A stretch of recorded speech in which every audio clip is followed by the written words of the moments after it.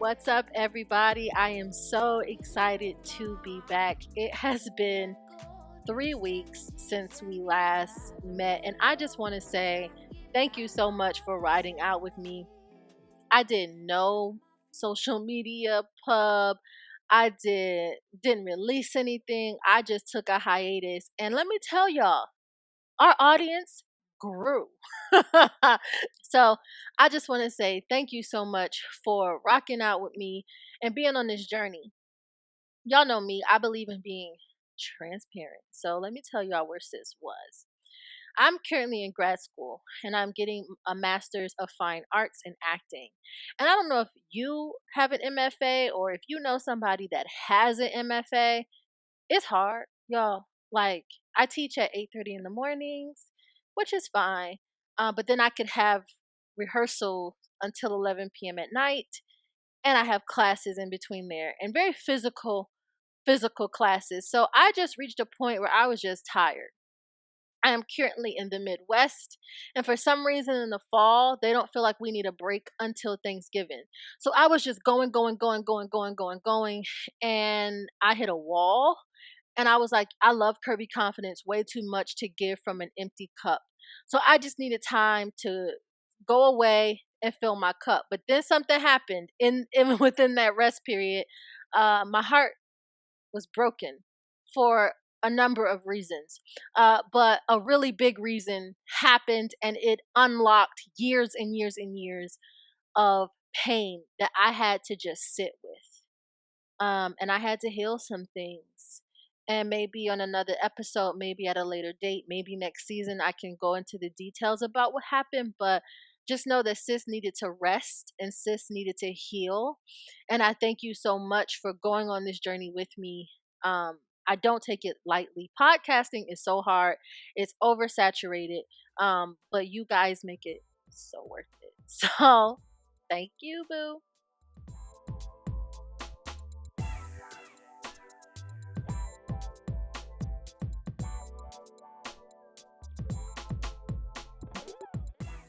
It is time for my favorite segment. And y'all know what that is. It is the gem of the week. And normally, our gem of the week is centered around like animals because for those of you that may be new to the podcast, I love me an animal, honey. I love animals. I love to study animals. I love to look at animals. Um, but this gem of the week, I just really want to encourage you to find out what your attachment style is. There are three main attachments, and there's another one, but I'm just going to talk about three. You have a secure attachment style, you have avoidant attachment style, and you have anxious attachment styles. Anxious, anxious attachment styles are typically attracted to avoidant attachment styles, and it leaves our hearts throbbing. I have an ancient attachment style. And up until very recently, I had been trying to heal my codependency, which felt impossible because codependency is such a big word, right? It's such a big word. What does that mean? Right? What does being codependent mean? What does it look like? And how do you heal from being a codependent person? Because you become codependent on many different things, right? But learning my attachment style helped me to look at codependency from another angle. And also learning about the other attachment styles helped me to look at codependency from another angle. And it also helped me to stop confusing love for attachment style, right? When I would feel like, oh, I love this person so much, I just can't let them go. Well, actually, I may have some care for this person, but the motivating force behind what I'm feeling isn't love. It's actually I'm triggered. My attachment style is triggered, and that little girl inside of me is begging for attention, and I'm not giving it to her. Right. So I just encourage you to please go and learn about what your attachment style is, and also learn how your attachment style thrives in relationships and how you maneuver in relationships because my life has changed so much and I have been able to really look at, I can't say heal because we all know healing is a process, it's an onion, one layer, one layer, one layer. But I have been able to really look at some of the pain and scars that I have and really make amends with those areas of my life. I recommend a book called Attached. Um, it is on iBooks, it's in stores, wherever you need to go to get it. Please read this book because it really breaks down the various attachment styles and how those attachment styles exist within relationships. Please go and check it out. That's our gem of the week.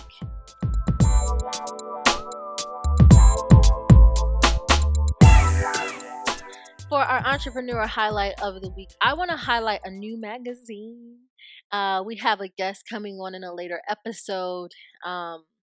Who is a writer for this magazine, and it's called Curvicality. It is a digital magazine, and it is all about celebrating people of size and people of color. It's amazing. It's inspirational. My girl Candace is a writer on it. She's from Chicago, so she's really, really, really, really about it. And she's so inspiring. And so I just wanted to give them a shout out because I thank them for the work that they do. And thank you for showcasing us big, beautiful sisters and brothers in a way that doesn't make us look a certain way. We are so grateful for you. Again, that's Curvicality, Curvicality.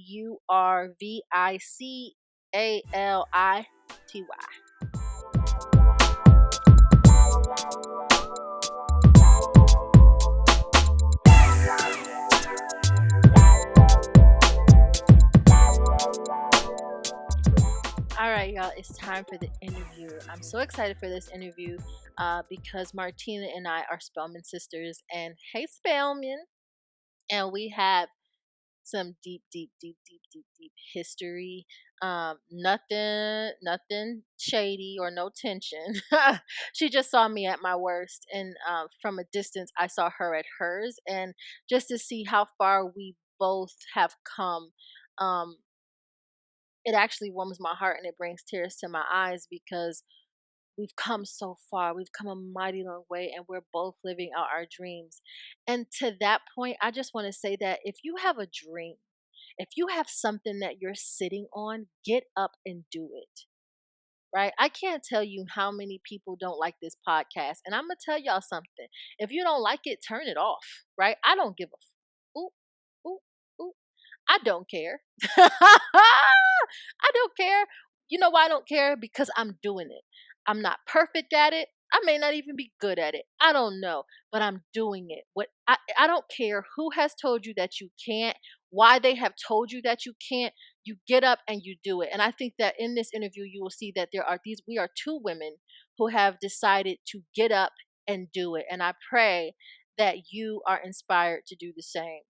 Here's the interview. Check it out. Let me know what you think. Hi, Martina. Hey, girl. Hey. Hey, I am so excited to have you. We have went through hell scheduling I this. know. Oh my God. I just feel so bad. No, it wasn't you. Like you were so gracious, and so I'm so grateful. You know, having a sick parent sometimes can be hard. So No, yeah, thank girl. you. And I'm really praying for him to pull all the way through. Oh my goodness. Thank you, my sister. Thank you. I told the people about you a little bit. Me and Martina, we go way back. Way, way Like, back. way, way back, like freshman year, way back, and it was a little crazy. You got to listen to her podcast to hear that story. But can you tell the people who you are? Well, my name's Martina Lindo. Gosh, I feel like I wear so many hats these days, but I am a blogger, a podcaster, a writer. One day I'm going to be a filmmaker, just trying to do everything. Yes, that's your Everything. girl. I'm also a mom and a wife, and I really enjoy those two things. Yes, and she has a new baby too. He's like less than a year, right? Yeah, he'll be 10 months soon. Yes, and Martina, she mentioned that she is a blogger and a podcaster, and she just released her own podcast called Full Bloom, and I was a guest on that. So please check it out. Can you please tell us what is Full Bloom and what is it all about? Full Bloom is just a space for millennials who are like on this journey to understanding their purpose, trying to figure out why they're here. Because a lot of times we talk about passion, we talk about all these different things, but we don't focus on our why. And I think as soon as people connect to why they were created, then things just line up a lot better because you have a clear trajectory of like, okay, this is what I'm supposed to do. So is what I'm doing right now lining up with that, or am I like wasting my time? So just like getting into full bloom is just becoming your best self in every way and being confident and comfortable in who you are no matter where you are in your journey, as a human being. Yes, that is so, so good. Um, what does it mean for you when you say bloom? What does that mean?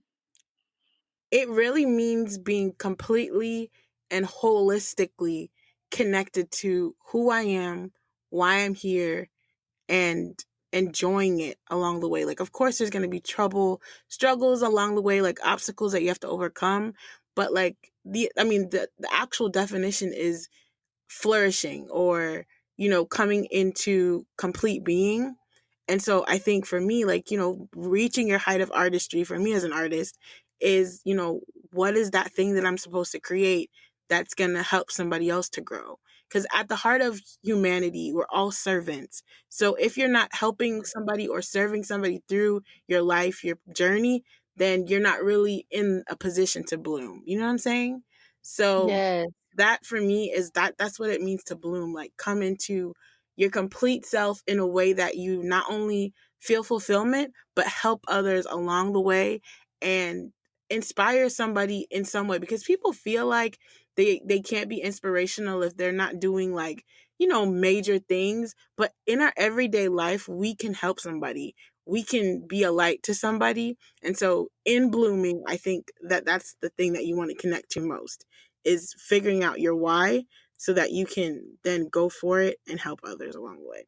I know that was a long way to say it, but No, that was amazing. That was amazing. Something that you said that really struck me was blooming is about servitude, right? It's about becoming a servant. And when I think right. about when I think about my own journey, it's like, oh, yeah, I think that that was the shift that happened. I became more, how can I help? How can I serve? How can I be here for others? Then Mhm. I was focused on watering my own garden and also allowing other people to provide the water and the sunlight, right? Which is hard. So, can you talk about how you may have gotten to that journey of being a servant? What I will say about you is, ever since I met you, you have had that spirit of like, how can I help you? But where did that come from? Like, how did you develop that? Because I think that that's a talent, and I think that it's a gift, and I think that people have to really work at it. So how is it that you came to realize that this was one of your gifts? Well, I grew up in the church, so that automatically, that spirit of helps. My parents are both pastors, so I grew up literally in every way, shape, or form serving. Um, I tell this story jokingly, but when I was 11, like my parents had a small church back then, and I was the head usher. I was the soundboard operator, and I was on the choir, and like literally I was just doing everything in church. And I mean, people would come and be like, "Who's this little child?" But I mean, it's just always been a part of who I am, and I enjoy helping people. Because I'm a storyteller, I also like being a part of people's journey. So I guess for me, in some ways, it may be selfish, like wanting to be a part or wanting to help somebody is so that I can see what happens to them at the end. Like, so how can I help you get where you need to go? So then I can kind of watch it. You know what I'm saying? Like, but Yeah. I feel like for me, if you understand that being a part of somebody else's success makes you successful, then you won't think about it as something that's burdensome. Because often when people talk about servitude, they make it seem like this weight that you have to carry around versus something that is, supposed to be beneficial to you too. And so I think if Mm. you change your mindset about what it means to serve, what it means to help, then you will embrace it in a different way. it won't feel like this heaviness that you have to carry on. Oh, well, I gotta go help so and so today, or I gotta do this. You know what I'm saying? So I think Yeah. it's a really a mindset thing. And because of how I was raised, how I grew up, it's just always been a part of how I lived. Like since I was a child, like people were constantly living with us in my house. Like I have to share everything. And so, coming into adulthood, obviously I've created boundaries because some of that also was not healthy. But now I can see for myself, and so I've created what that looks like for me in service. How has creating boundaries, because we talk about boundaries a lot this season, I'm learning about them, Mhm. and I love them so much. How has creating boundaries helped you to bloom? Honestly, it's taken the pressure off of me in a lot of ways. Like, oh Mm, god, this is such a heavy question, but it's like, I mean, I start with my parents. I had to create boundaries with them, especially my mom, in a lot of ways because obviously your parents, and now as a parent, I'm less critical of her because I get it now. I totally get it. But in a lot of ways they still want to parent you as an adult. And of course that's okay, but there's just certain things where it's like, all right, on top of me being a parent, I'm also a wife. So there's just certain things that you can't do anymore. You can't say anymore. And so if you don't create boundaries, that gives people room to come into spaces that they're not supposed to be in. And so once you mm, set those boundaries up, it's like, okay, you free yourself now to really focus on what it is you're supposed to be doing in whatever space you are. But without boundaries, people are basically all up in your space and doing things that they're not meant to do in your life at that appointed time. Because life is seasonal. Just like a flower, you plant it, you water it, you nurture it, and then it grows. And as it grows, then it blooms. And then there's a season where it kind of dies and shrivels up, and the cycle begins again. So, just like in the planting season, you're not just going to leave the plant there without water. You When you get to the blooming season, you don't have to water the plant as much. You see what I'm saying? So it's like yes. when you get to the place in your life where you are trying to move into a different space, if you don't have certain things in place for yourself, whether it is mentally, spiritually, emotionally, in terms of boundaries and how you deal with people, how you deal with anything, then you're setting yourself up to not become successful because you haven't given yourself the parameters to work within. Wow. So boundaries help you to protect your garden, right? It helps you to protect Absolutely. who you are. How did you learn to set boundaries? Like how did you know that it was maybe time to kind of draw some lines? And boundaries aren't bare, like in my guest, Zuri Yeah. Adele. Mhm. uh, yeah, so she's a guest on our season and she talks a lot about boundaries, and something that Zuri says is boundaries are not barriers, right? So Right. they're not to create, they don't keep people out, right? They Right. actually keep you in, right? Yeah. And they keep you in a very healthy way. So how did you know it was time to kind of draw some lines so that you could keep people in and still be your best self within these boundaries? I kept running into the same problems over and over again, and I had Oh, to girl. be yeah, girl. It was a journey. And I had to be realistic and honest about myself and honest about the people around me, and I had to be inflective. It was really a very personal journey in being able to set up boundaries because I mean, I don't know, I mean, for a lot of people you're close to, your family, your friends, and so setting up any kind of boundary is difficult because somebody's always going to get hurt. Somebody's always going to feel offended. Somebody's going to be like, well, why are you treating me this way? It's not me treating you, it's me taking care of me. So I think Mm. once you realize like this behavior, this relationship, this conversation is not helping me to grow, it's not helping me to get rooted in the way that I needed to, then you'll make some changes. Trust me. If you see the same thing happening over and over again, like you realize you have to do something different if you're going to get a different result. Yes. What's the definition of insanity? Girl, doing the same thing over and over again, Same thing waiting over and for a over same again. result, for a different result. Right, right. One of the ways when I was doing your podcast that I realized that one of the ways we connect and I didn't realize was we both went through this season where there wasn't a bloom in the way that we would have wanted, right? Mhm. And a bloom in the way that I think others would have expected, right? And a bloom and because, right, like, there's factors, there's depression, there's anxiety, there's the feeling of that pressure, right? Mhm. And there's also God's timing and God's plan that you have to consider. Can you talk a little bit about this season of your life and what you did to shake it off, replant some seeds, and get your bloom? Oh gosh, honestly, I really love talking about this because I worked really hard to get here. I did. Yes. I Oh, can you say really that one more did. time? Can you please say it one more I time? love talking about this because I worked really, really hard to get here. I Yes. went through a season after I graduated college. I had to go home because oh god, that's such a long story. But I was gonna go to law school. I decided that obviously I did not want to be a lawyer, so I went home. I taught for a while, and I was living with my parents. And in that space, I just felt so trapped because when I was in college, I lived on my own. Had an apartment or whatever. So just physically being confined now to my old room, to my old friends, it just felt like such a digression because you spend so much time at Spelman. Oh, I'm going to go and I'm going to change the world.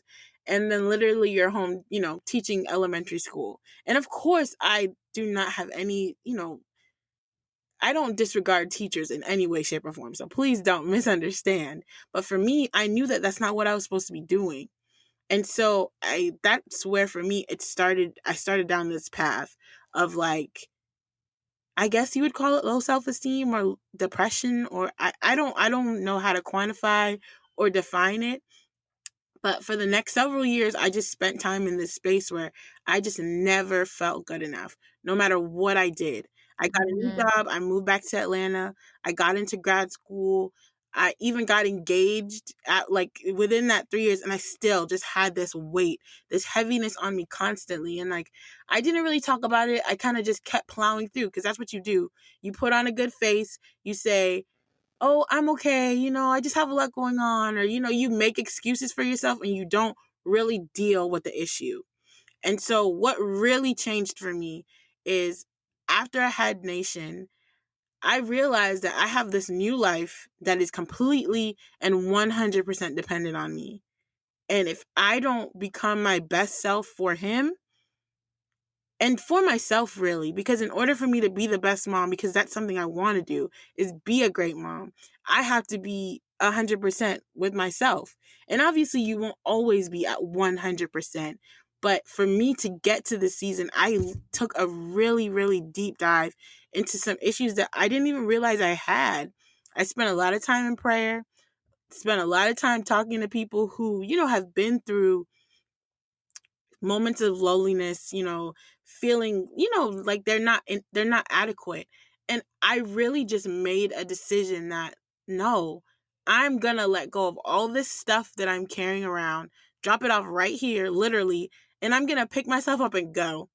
And so after that, I just decided to start doing things that were going to make me happy, do things that I was Mm. excited about, do things that were going to make me bloom. And that's really how Full Bloom was birthed through this, I guess, epiphany or, you know, connection to purpose, whatever have you. I decided that I was going to launch out and just put myself out there because for so long, you spend time on social media, you post pictures, you do all this stuff. And it doesn't for me it didn't feel genuine for a long time. Like I'm just doing this to keep up with everybody else. And it's like now I'm in Yes. this space where I'm sharing this because I want to. I'm sharing this because it's made me happy. I'm sharing this because I think it's going to help somebody else. Like the my everything I'm doing now is so much more intentional. And so for me, I think that's what was lacking and why I was in that space is like I hadn't allowed myself to connect to my purpose. I hadn't allowed myself to connect to being intentional about the things that I was doing because I felt this pressure to be somebody that I wasn't. And so it wasn't until I let that go that I was able to bloom. I know Wow, that was a oh, mouthful. wow. So what I hear you saying, yeah, no, that was amazing. Because what I hear you saying is find a why, right? How, because everybody's familiar with that space. It's a very dark space, and it's a space like where you say where you literally just push forward because half of it you don't know what's going on, Yeah, right? it's like your mind gets so You feel bogged different, down. right? Right. It's like you feel different, but you're not really sure why you feel different, and it's just a strange time. So what I hear you saying is find a why, Yeah, definitely. connect it to a purpose, Mhm. And it's like and sometimes then move authentically. yeah, definitely. Because sometimes we feel like our why has to be this like you connect to this grand idea or like this enormous project for an example. But it's like your why really could just be to be happy for somebody else or to just like it can be so little your why in a it can be little in a quantifiable sense, but then on a grander scale, it's great because it's who you are. And so no matter how small it feels, it's your why. So it's gonna be great. You know what I mean? I think we spend so much Right. time looking at other people's why and other people's how they're getting to their why and to their purpose that we make ours feel so much less important. And that's why we end up in dark spaces because we just allow so much of the outside in that we don't allow our inside to come out. Wow, we allow so much of the outside in that we don't allow the inside to come out. That is juicy. Oh, that is juicy.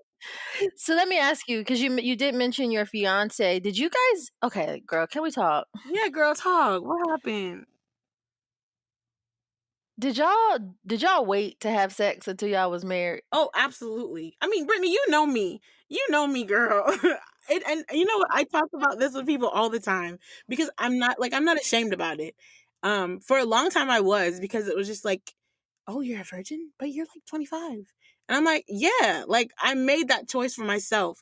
And it's crazy because when I was 16, 17, like, you got a little boo thing, But it's like when he tried to start pressing me, I was like, oh, no, no, no, no, no. And for a long time, my reason for not having sex was because it's something my parents told me that, oh, if you do that, God's going to be upset with you. And so I carried that fear Mhm. around for so long that I was like, "Oh no, no, no. If a guy looked my way, I was like, no, no, no. God's going to be angry with me. Don't do that." But then once I really got a real personal relationship with God, I realized it was not like that at all. But then my choice to wait became my own because it was like, well, you've waited this long. Why just, give it away to anybody? So for me, it was a really, really personal decision because I just felt like it was special. It was mine. I kept it for so long. I took care of it. And I was like, no, I wanna be I wanna be I hate to say this because I'm gonna sound so prudish, but I wanted to be like whole for him. You know what I'm saying? Like for Mm, whoever him was. yeah. And that's not to say if you didn't wait that you're not somehow whole. But that's my journey. That was that was the path that I needed to go on because I also feel like if I was having sex before I got married, I would be a whole different person. And that is just the God honest truth. So Child, yeah. probably be a lot more broken. No, girl, I'm telling you. So it's like sometimes, people they'll look at me and be like, "Oh, she probably just thinks she's better than everybody." Cuz no, it was never like that. It was just a choice that I made for myself, and I'm grateful that I was engaged at the time, now married to somebody who was willing to wait with me, I guess, or for me. Wow. So can you talk to us? Okay, I got two more questions about the weight. Um, how do you, so for us girls who aren't virgins, or for us girls that are listening, who have someone that we're interested in, right? Where we're like, I want to commit to abstinence or I want to commit to celibacy. How do we have that conversation? you have the conversation. You let them know straight up. I think it's like anything else in your relationship. You just have to be straight up about it. And you don't need to make it something that's so uncomfortable. And I guess and I feel so bad because it's like I may be not the right person to talk to this about because I've never been in a position where I had to explain that. I've always just said it very plainly like, look, I'm not having sex. If that's a problem, then I understand. Literally, that's the conversation. And I think when Mm. somebody and I'll give you this example. When I was in high school, again, I was that girl. I was Miss Holy, like I was the most annoying person ever. And I can admit that now looking back at the person I was, it's just like I was annoying. I can say that. And but one thing that I used to say to my friends is, I don't curse, and if you curse, I don't want to hang around you. Or if you're around me, don't curse, right? Mm. I set those kind of boundaries for my friends. And the thing about it is, they all respected it. Like nobody would curse around me. Like I used to hang out with a lot of football players because I was in a band, and my closest friends were all cheerleaders. So, I would be the only little geeky band girl with this group of like, quote unquote, the popular kids. And, they would be laughing and cursing and talking. And they'd be like, Martina just got here. Y'all better chill out. And it's just like people respected me because I set, that standard for myself. It wasn't because I thought I was better than anybody. It's just I knew who I was. Well, at least back then. I knew who I was as that person. And so I was confident enough to stand up for her. You know what I'm saying? And so I think it's the same thing in a Mhm. relationship, especially if it's somebody who quote unquote cares about you. If they are committed to you as the individual and not to just your body and this intimate experience, then they shouldn't have a problem saying, okay, I'll wait. And that for me is it. Like Yeah. if they are so committed to you in that way, then they'll wait. Do you see a connection between waiting and blooming? Like how did waiting help your relationships or your love life to bloom? Oh, girl. I She's like, that wasn't in the packet. no, yeah, I was just like, oh Lord. Um, I do think that I'll say this. My husband and I laugh about this all the time. I wish some people could have been a fly on the wall on our wedding night because literally it was the most awkward thing ever.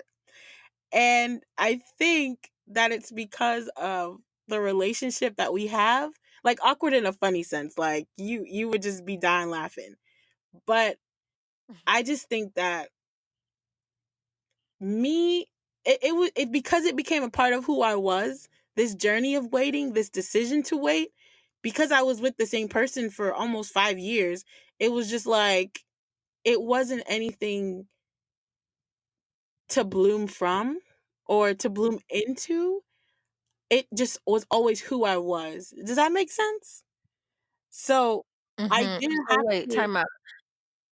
Did I just hear you say that you and your now husband were together? Y'all waited for how many years? Well, we were friends since 2011, and then we started, quote unquote dating on the low low, uh, in like 2013, and then we got married And y'all got married when? 2017. So it was like 4 years. But we had always been kind of like, I always say this. I think he knew the day he met me because he used to hang because I'm not gonna tell the story on air, but I was talking to somebody else at the time, and he like caught our interaction, and the way that he like interacted with me the first time we met because we met at church, I could just tell like that he was attracted to me. But back then, I told y'all I was a prude. Like I was the most annoying person ever. I'm so glad for growth and I'm so glad that I let go of that girl. But I could tell that he was attracted to me, but I was not having it because I was like, oh God, he's so unsaved. He's so like I was that person. But I could always feel like there was this connection.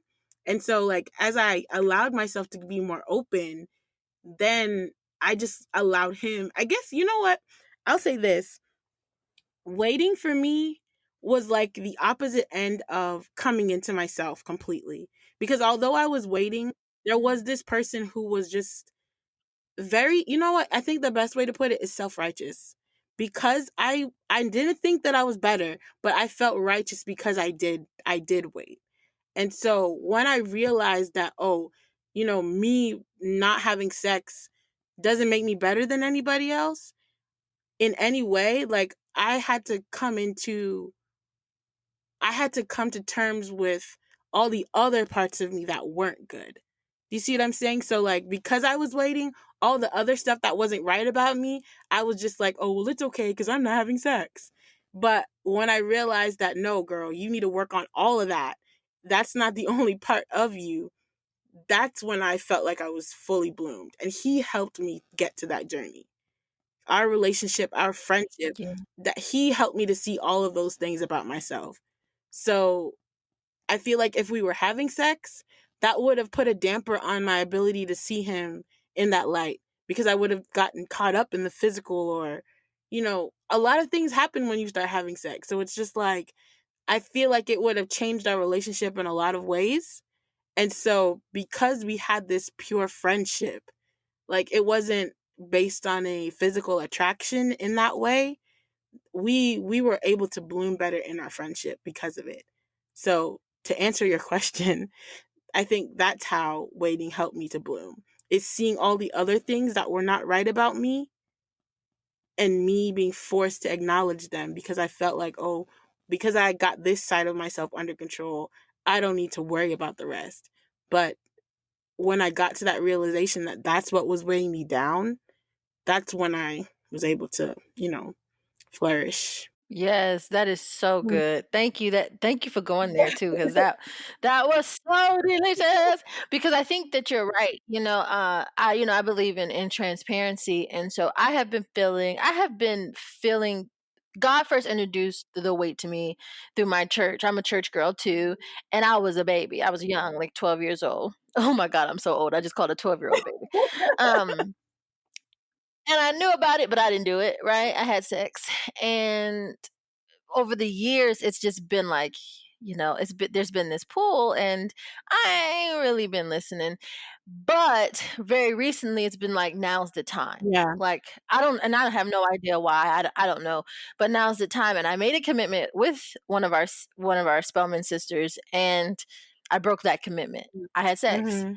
and immediately after, I've been feeling like, wait a minute, it no longer felt authentic. It no longer felt like something I need to do, something I want to do again, unless it's with that partner. And so Yeah. thank you for being transparent and sharing that journey. Yeah, girl. I mean, I just feel like everybody's got to do what's right for them. You know what I'm saying? So, like, some people can have multiple partners in their life and be totally fine because that's, how they feel secure. And there's nothing wrong with that being their journey. For me, it was different. And so, if you're trying to make the choice to wait, you need to connect to the why. Why do you feel like that's what you want to do for yourself? And then be honest and true about it with whoever you, one, come into a relationship with, and two, to yourself so you can hold yourself accountable. But like if you're just saying, oh, I'm gonna wait for the glory of it, like, oh, I'm pure, so I'm trying to be celibate, like you're not gonna last because that's not a real reason to not have sex. You need to connect to something deeper in yourself and figure out why do you need sex first of all, and two, like, why can't you stop if it's something that you want to do, or is it really something that you want to do? You see what I'm saying? Yes. Oh, delicious. Oh, delicious. So good. So what is next for Full Bloom? Oh gosh. Okay, well you guys will get a little exclusive. After our 10th episode, we're going to start doing more topical conversations.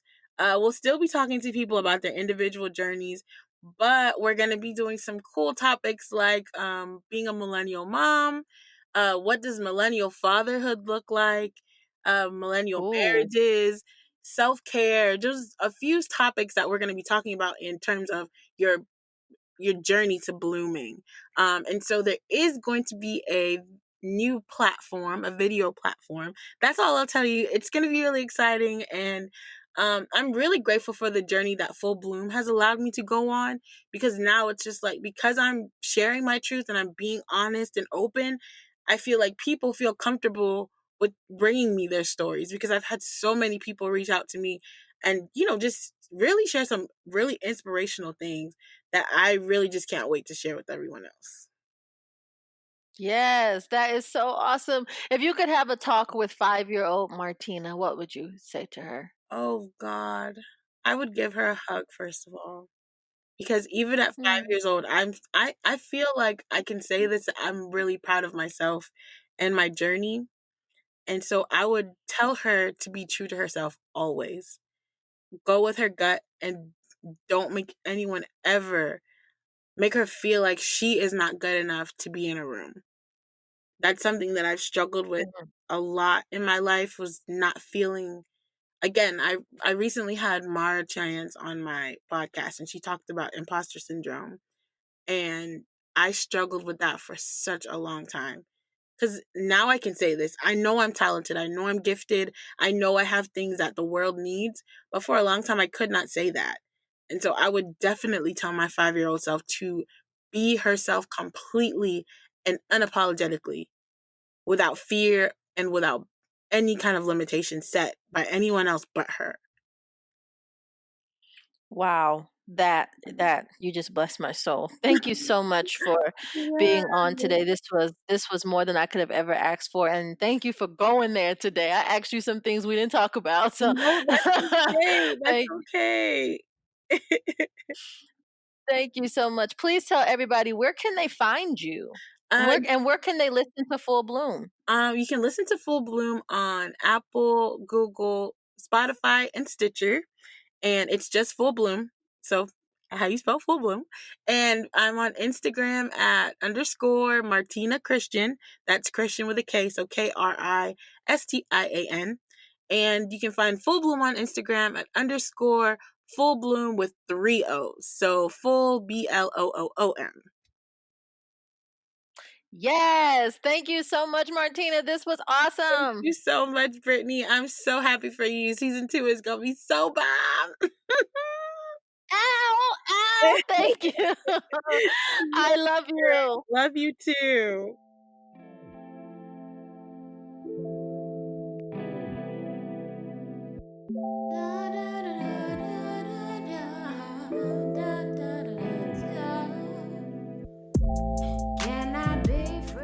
One of the many things I really enjoyed about this interview is, again, we're two women who just did it. We're two women who was just like, you know what? I'm going to bloom. I'm going to bloom where I'm planted. I'm going to plant the seeds, and I am going to tend to my garden, and I am going to allow my garden to bear fruit. No matter where you are, no matter where you've been. And the thing about Martina and I is that we were two high achieving women, young women.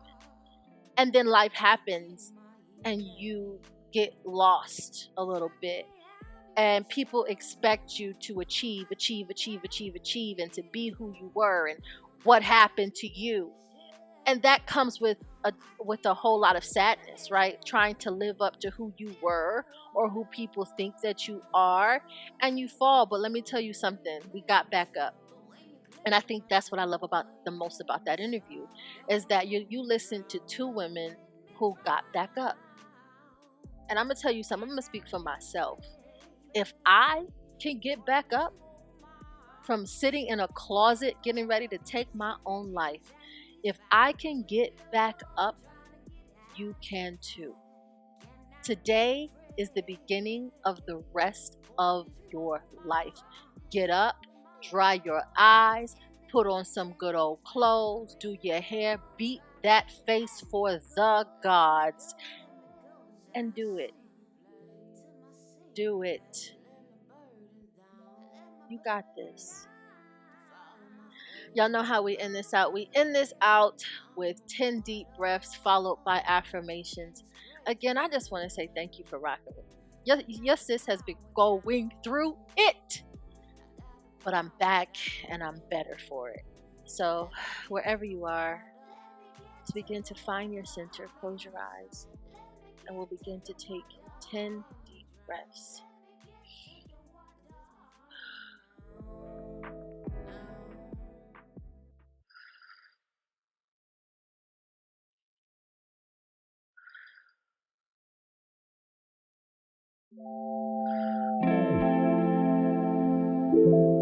I am safe.